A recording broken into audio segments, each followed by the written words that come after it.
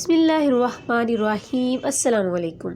आज मैं आपके साथ मैकरोनी की ऐसी रेसिपी शेयर करूंगी जो हम देसी लोगों को बहुत पसंद आती है तो ये चाइनीज़ डिश, लेकिन इसको देसी तरीके से बनाएंगे। इसमें एक दो चीज़ें हम ऐसी ऐड करेंगे तो आप रेसिपी को फॉलो करें। अगर आपको मैकरोनी बनाकर सेल करना चाहते हैं ना, तो आपके कस्टमर को भी बहुत पसंद आएगी। और अगर आप घर के लिए बनाना चाहते हैं तो घर में जो पहले बनाते थे ना, वो मैकरोनी की रेसिपी तो आप भूल ही जाएंगे। तो बड़ी ज़बरदस्त सी रेसिपी है, तो इसको स्किप करके ना देखिएगा। तो चलिए फिर इसको बनाना शुरू करते हैं। तो सबसे पहले स्टेप होता है हमारा मैकरोनी को बॉईल करके रखने का। तो मैंने पानी जो है वो खुला रख दिया था बॉईल होने के लिए। इस पॉइंट पर मैं एक जो टीस्पून है भर के मैंने नमक का डाल दिया, 2 टेबलस्पून यहाँ पे मैंने ऑयल के डाल दिए हैं।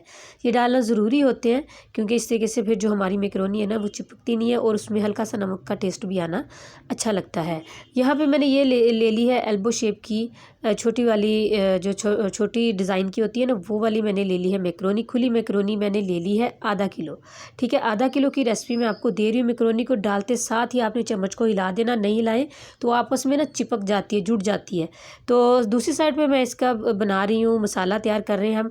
तो जैसे कि मैंने आपको बताया कि हम देसी स्टाइल में बना रहे हैं, तो यहाँ पे मैंने ले लिया है 2 से 3 टेबलस्पून मैंने ऑयल के ले लिए हैं। और यहाँ पे मैंने एक मीडियम साइज़ का प्याज जो है वो उसको चॉप कर लिया था ना, तो वो डाल के हल्का सा उसको कलर देंगे, बहुत ज़्यादा कलर नहीं देना। आमतौर पे मैकरोनी में प्याज जाता नहीं है, लेकिन चूँकि हम इसको थोड़ा देसी टच देने लगे ना, तो इसलिए फिर मैंने इसमें डाल दिया। यहाँ पे अदरक लहसुन का पेस्ट 1 टेबलस्पून डाल दिया है। वो क्यों कि हम इसमें जब चिकन डालेंगे ना, तो चिकन की स्मेल को ये ख़त्म करेगा। तो यहाँ पे मैंने ले लिया है 400 ग्राम चिकन, जिसको मैंने स्ट्रिप्स में कट कर लिया है। आप चाहें तो छोटे छोटे क्यूब्स में भी कट कर सकते हैं, जैसे आपको अच्छा लगे।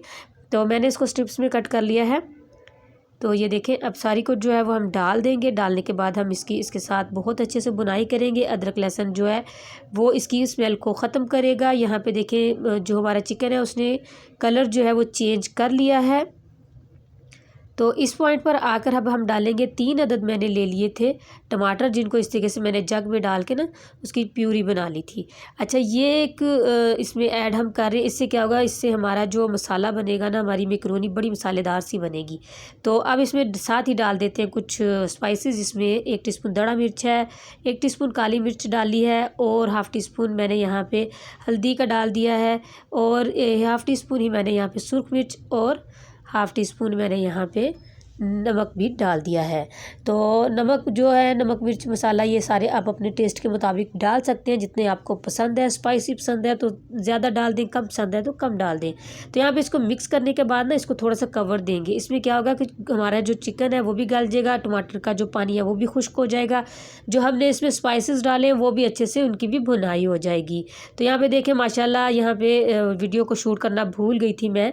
तो यहाँ पर मैंने बंद गोभी, गाजर और शिमला ली थी, जिसको मैंने ना जूलियन कट कर लिया था। ये आपको नज़र भी आ रहा होगा ना। यहाँ से मैं माजरत चाहती हूँ कि मैंने जब इसको डाल दिया तो मैंने देखा कि मैंने मेरी वीडियो जो है वो ऑफ ही थी, मैं ऑन करना भूल गई। अच्छा, इसको डालने के बाद अगर तो आप इसका हल्का हल्का क्रंच चाहते हैं ना, तो इसको कम आप इसकी ना इस तरीके से इसको कवर करें। और अगर आप चाहते हैं कि थोड़ी ये गली गली सी हो, तो फिर आप इसको ज़रा कवर करके रख दें तकरीबन 4 से 5 मिनट, तो हल्की सी वैसे हो जाएगी। जब बस ये देखें, आपने देखा ना कि हमारी जो ये सब्जियां मसाले के साथ कैसे लटपट थी।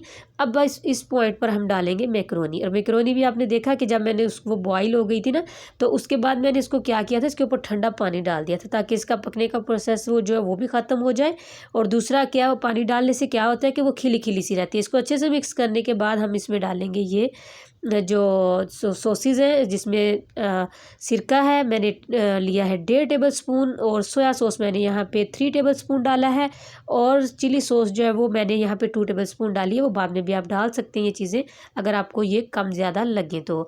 यहाँ पे मिक्स करने के बाद इसको मैंने बहुत अच्छे से मिक्सिंग इसकी की। आप देखें यहाँ पे लुक देखें इसकी कितनी खूबसूरत लग रही है। टेस्ट इसका इतना लाजवाब है कि मैं आपको बता नहीं सकती। यकीन करें, बहुत ही ये टेस्टी बनी थी। तो अगर आप इसको इस तरीके से सेल भी करना चाहते हैं तो ये आपको बहुत प्रॉफिट भी देगी, और ये आपके कस्टमर को पसंद भी बहुत आएगी, और आपके घर वालों को तो ये बहुत ही ज़्यादा पसंद आएगी ना। तो जब आप अगर सेल करने का इरादा करते हैं, तो आपने सारी अपनी पहले कॉस्ट को देख लेना है कि कितना आपका पैसा लगा है। उस हिसाब से आपने इसकी बचत को रखते हुए आपने कितना इसके ऊपर मार्जिन रखना है।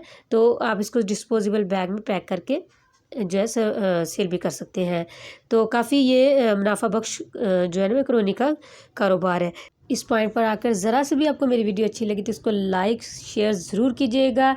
और इसी के साथ मैं इजाज़त चाहती हूँ। दुआओं में याद रखिएगा अपना और अपनों का बहुत बहुत ख्याल रखिएगा। अल्लाह हाफिज़।